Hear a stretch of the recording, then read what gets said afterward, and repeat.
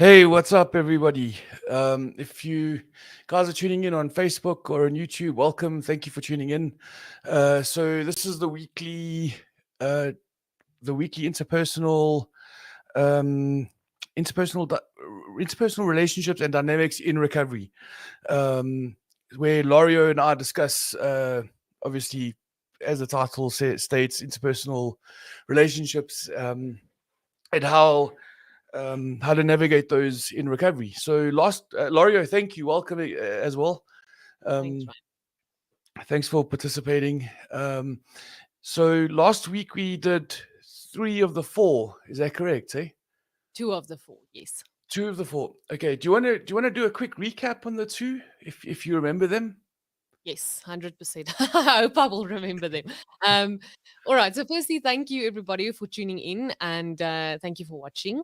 Last week, I opened by saying that our previous discussion on codependency kind of yielded a lot of responses where people said that they feel, especially that family members and loved ones can be quite over controlling and evasive and maybe even somewhat, or they might feel that they're somewhat manipulative regarding their aftercare process. And we then thought that it would be a good idea to have specifically a discussion on the effects of addiction on the family and to try and understand a little bit more some of the family's responses and their choices and their behaviors in terms of what they might have gone through whilst the person was in the active addiction period as well as in their rehab process.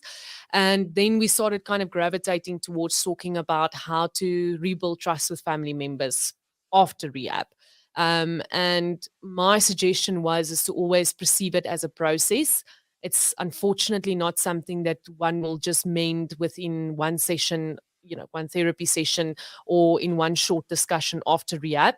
There is definitely steps that need to be followed. And as we said, the process can take a while. So my suggestion, and I just want to reiterate that these are really just suggestions and some tips and advice. It's not necessarily going to be applicable or relatable to all families. And that's why we also need your comments and your engagement in this so that we can also analyze and look at families in which these type of guidelines might not work specifically for. So the first Shout step. out to a quick shout out to D'Angelo, who's saying hi, Lario. Hi, D'Angelo. Welcome. Hope it went well with your interview last week. Should give us an update on how that went.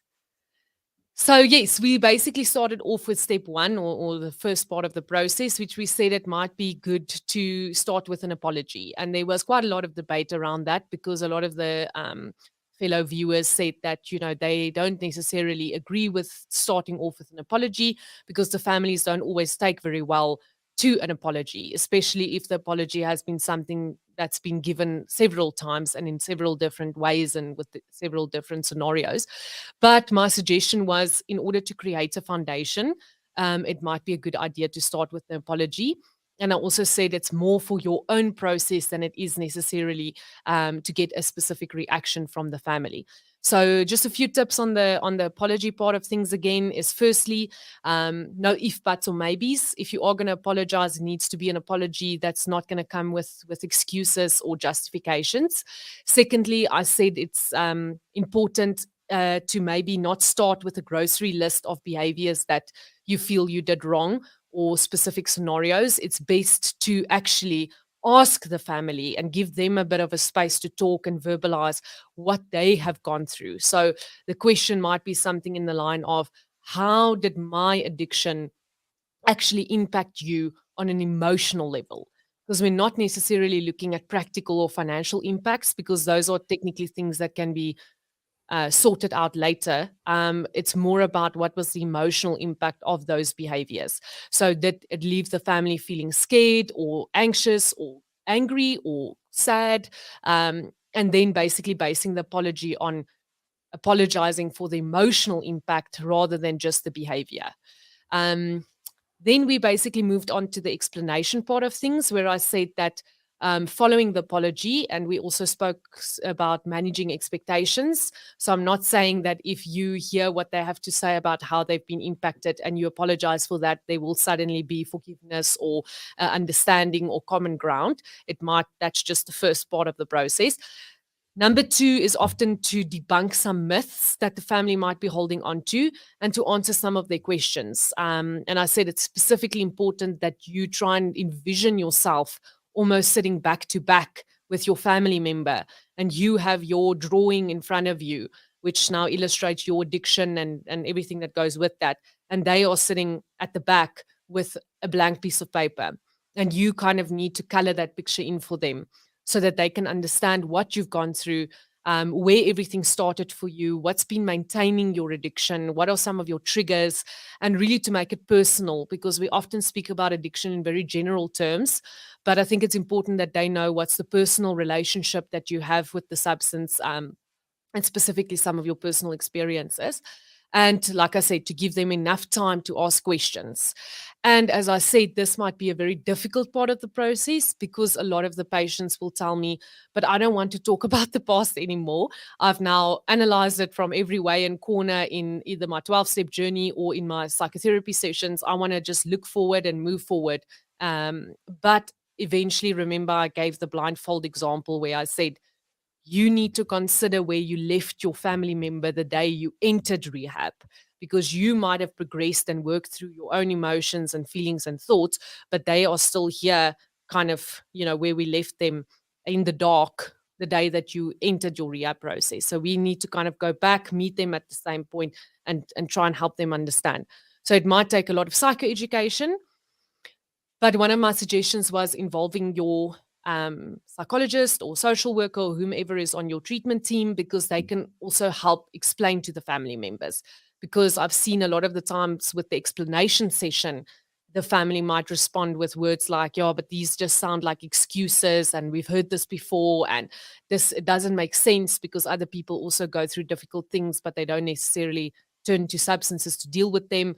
So that's where your treatment team professional can come in to try and help the family understand it from an objective point of view. So that's kind of where we ended off. Ryan, I don't know if you have any comments regarding last week's session or any specific questions on the first two steps, or anybody else. Well, so before we get into it, Lario, I just want to quickly mention that we on a couple of a couple of public channels at the moment. So we're on the ARC Facebook channel, we're on the Mariab Helper profile, and we're on the YouTube channel as well. We're also broadcasting to the Mariab Cafe group, which is a private and unsearchable Facebook group. And the membership in there has been doing really well. We've been getting a lot of new members, which is really awesome. So that's the private channel. So we got another 5 minutes on the public channel, the public channels, and then I'm going to switch over strictly to the private channel. If you guys want to find out more about joining the Mariab Cafe community, you can send me a WhatsApp message. I'm going to put this banner up. Send me a WhatsApp message and I'll guide you through the process on how you can join. I see D'Angelo has joined us in the studio. So D'Angelo, before we add you to the stream, I'm just going to give another 5 minutes to Lario to start with point number 3, and then we'll do the intermission and go over to the private channel. So if anybody on the public channels also has any questions for Lario, please post them now, and we can see what we can do about answering them. So yeah, Lario, over to you if you want to go ahead with that. Start with the point number 3. Okay. All right. So basically, again, we're working on a process. So picture step 1 being the family's time. Give the family time to talk, sit back. I always give the tip to the patients to say, when your family is saying something that's really triggering or something that you really disagree with, because that happens as well, when you're sitting in your chair, really try and focus on your shoulder blades touching the back of your chair. Because I often see when we're having those conversations, how the patients start coming forward and they start getting agitated in their chair because they want to say their part or correct their family. But please know, step 1 is really for the family to talk, to sit back, take it in, You can even take a notepad with you and make some notes if you feel that there's things that you want to talk about a bit later on in the process. Step number 2 is giving also yourself the opportunity then to talk, to, like I say, debunk some myths and explain your point of view. And then step 3 is now where you're going to talk a little bit about the family. So this is a very tricky ground because this can go very south very soon. So I would advise that you try and do this portion of your approach with a treatment team member, somebody that can mediate, somebody that's objective, somebody that can intervene and make sure that, you know, the discussion stays on track. So this part is basically about helping the family understand how their behaviors and their actions have impacted you as the one struggling with the substances. Now, the point of this is not to blame them or make them responsible for your struggles with the substance. It's purely for them to understand why some of their behaviors or the way in which they responded to you didn't necessarily help or aid in you using less or you even completely stopping using. So, because the families are often very confused because they would say, but I did everything for you in the beginning. And we're going to do a video on this as well, which will be on the necessary channels about codependency roles. And, you know, the family often tells me, but I did everything. I supported them. I begged, I nagged, I tried to put in boundaries. I tried to disconnect completely and nothing seemed to have helped, you know, the specific person. So it's important for them to understand what impact their behavior also had on the maintenance of the addiction problem. So I think here it's important specifically to if there are specific behaviors that they exhibited that you felt maybe it isn't even substance related, but you felt it's very triggering for you. It triggers some emotional response. So maybe, as an example, every time you leave the house, they ask you where you're going, or they ask to drive with you, or things to them first. Highlight what is the behavior and ask them what is the function of their behavior. So, what are they trying to achieve by doing that? Because it's important to identify, does the family understand why they're doing what they're doing? It's important to gain some context and some understanding of, is there reasoning behind it? Are they trying to save you from yourself? Are they trying to control the outcome? Why is it that they're getting involved in that specific manner? Because that could automatically elicit some understanding and empathy from your side, which can also, you know, mediate your reaction, emotional reaction to them when we're going to further discuss their behaviors. So that would be my first tip, is to really kind of get an idea or highlight to them what behaviors it might be, and first ask them what is kind of the function of those of those specific behaviors. It's then also important at the end of the day, once you've understood the function, is to explain to the family member what emotions it elicits within you. Because remember, we in the beginning we gave the family member the opportunity to say how your behaviors have made them feel, and you know how they kind of counteracted to that.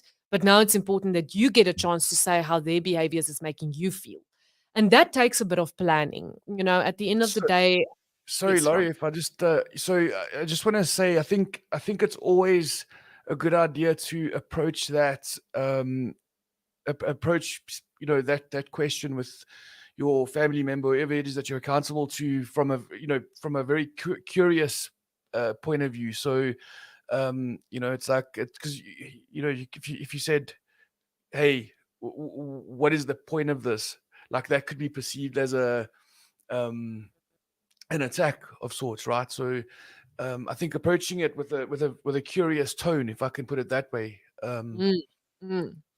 Yeah. 100%. Maybe good to role play it even before you go into the session. You know, do a loose role play maybe with a treatment team member or even a fellow patient, just so that you can hear yourself. Because often, at times, you know, we use certain words like Ryan said, and you might think it's very neutral, but it can come across immediately as interrogating or attacking.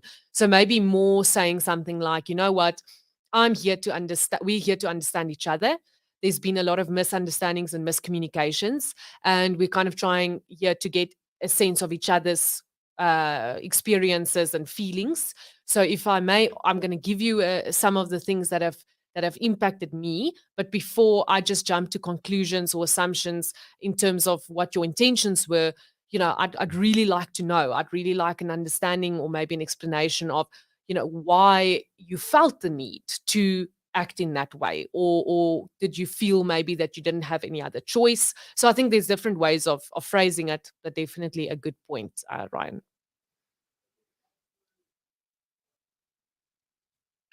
I unmute myself. Sorry.